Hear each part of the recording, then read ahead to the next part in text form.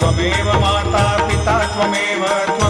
बन्धुः सखा त्वमेव विद्या द्रविणं त्वमेव सर्वं मम देवदेव कायेन वाचा मनसेन्द्रियैर्वा बुद्ध्यात्मना वा प्रकृतिस्वभावात् करोमि यद्यत् सकलं परस्मै नारायणायति समर्पयामि अच्युतं केशवं रामनारायणं कृष्णदामोदरं वासुदेवं हरिं श्रीधरं माधवं गोपिकावल्लभं जानकीनायकं रामचन्द्रं भजे हरे राम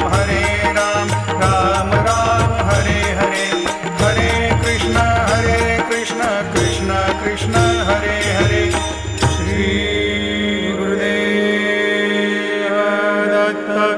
हरि ओम यज्ञेन यज्ञमयजन्त देवास्तानि धर्माणि प्रथमान्यासन्न तेहनाकं महिमान सजन्त यत्र